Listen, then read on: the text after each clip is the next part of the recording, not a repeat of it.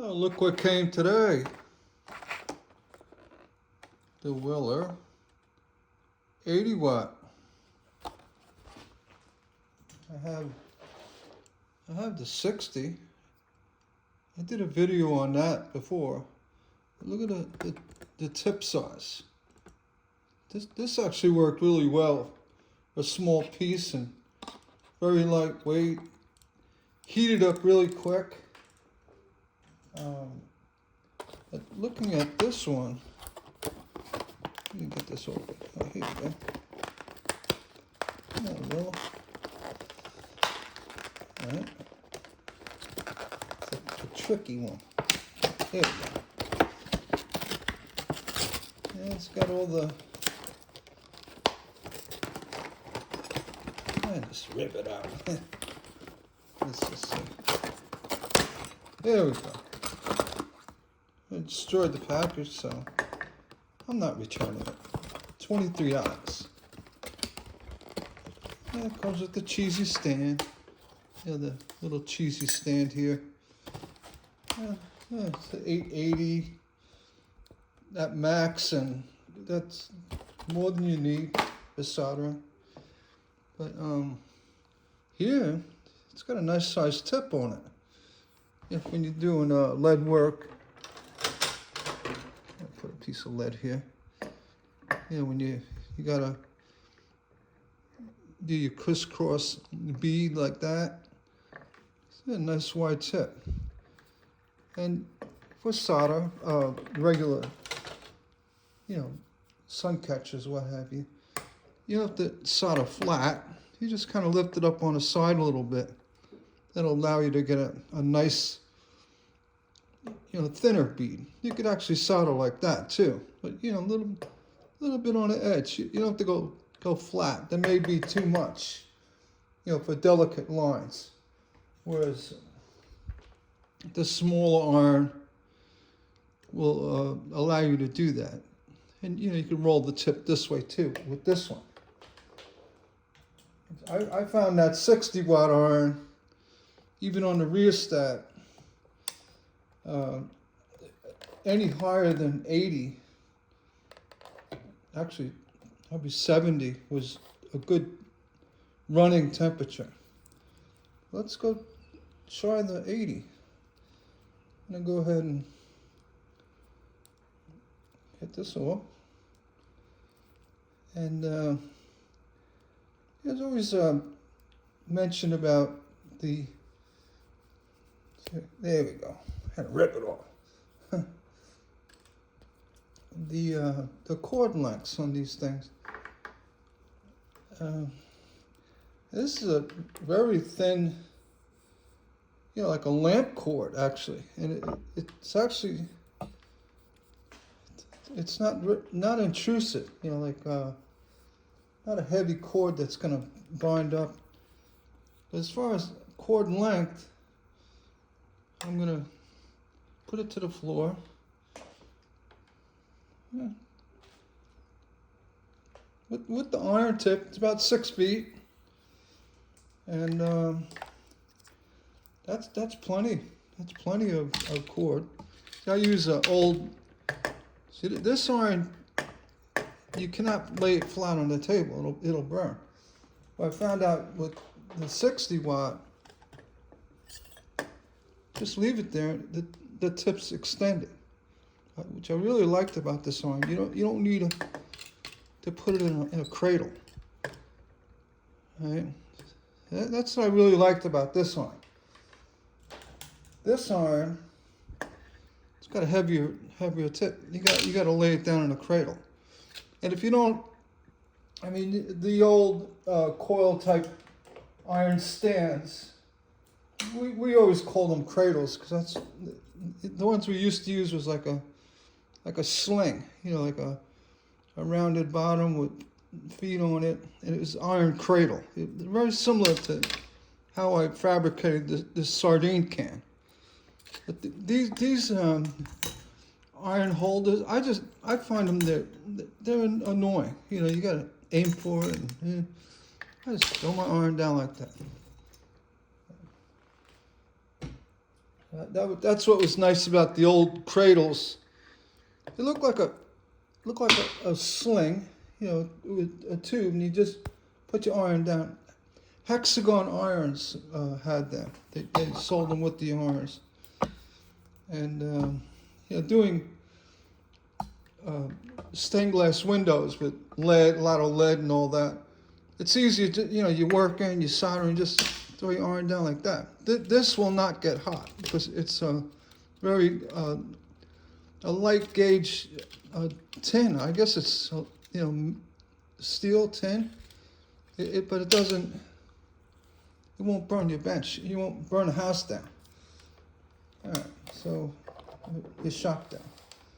I'm gonna do basically actual heating up. I'm gonna put it at 80, right across. These rheostats are nice, so you don't have to read the numbers. You know that if it's flat, you're running at full temp, operating temp, and then if you want to slow it down, you know, cool it off a little bit, or put it on idle at 50. I said, you're gonna stop, you know, do whatever you got to do. You know, if you got to do something, you always put it to idle, so you don't overheat your tip. But if you're running full out, say you're soldering, put it like that, 80. And if it gets too hot when you're soldering, you can tell when you're working along. Excuse me. If it gets too hot, you start you'll melt your lead, or it just gets too hot. You could tell. So in real time, I mean, I can go full tilt. Put it like we're gonna use it. And I did find 60-40. I did that other window the other day, and I realized, not window, little sun catcher, that I use this is a fry metal. Yeah, fry. I can barely read it, but I think this is 50-50. Actually, I'm pretty sure of it, because that's basically all I use. I very rarely use 60-40, unless I'm doing something out of copper foil. And, which I do. I say I'm exclusively lead. I do copper foil work. But this iron looks very promising due to the larger tip, which again, see how I just put it down? It's like, that's all you have to do. If you are doing lead work, if you have, let me get my nippers out here. I will do a real window demonstration at some point. Let's see, I'm gonna go with 2 pieces of 1/4 inch. Let's say you have a joint like that. A joint like that. Using a larger tip.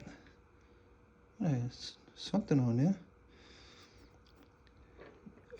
When you solder these joints, you start in a little bit from the edge, go in, down, and back and forth and left, and it's done. That's basically, but this tip is actually the width of a good bead.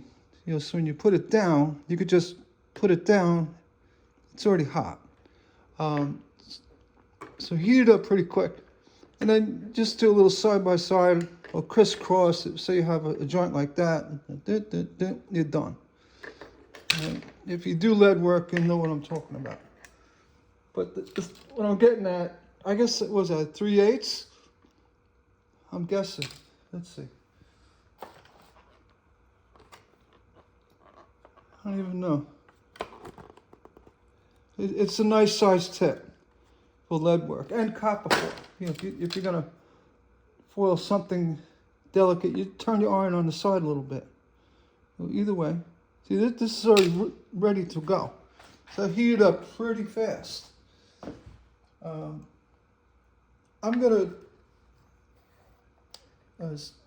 attribute that to the ceramic elements now that the Weller uses, or the design they did. I don't know how they're making these cheap, but $23 for 80-watt iron.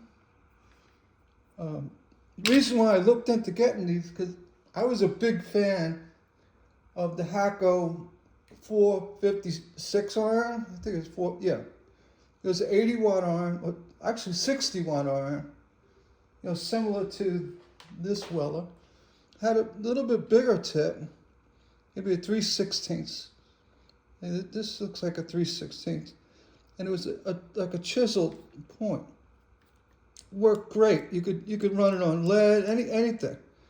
And still really good, and had a ceramic element that went into the tip.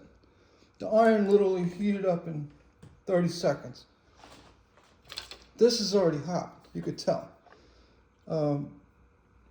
You could smell it. I could smell it. Yeah, you could see it's already sizzling on the flux. So you can't leave it down like that though. So you gotta put it in the cradle. This is dirty, I should wash it. But see, under normal soldering, I'm just gonna build a little blob of solder here. Oh yeah, it heats it up real quick. The ball, oh yeah, very good. Like I said, when you're doing fine work, if you're gonna do fine work, you just turn the iron on the side like that. Doing flat work, just come in right like that. And you'll hear different opinions on dipping your tip into your flux. As long as you don't plunge it in, you'll be fine.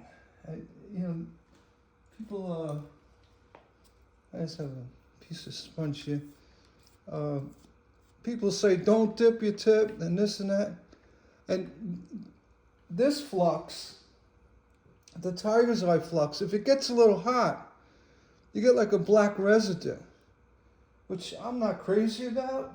I'm a big fan of the Glass Pro Flux, which it does smoke a little bit, but actually I turned this down.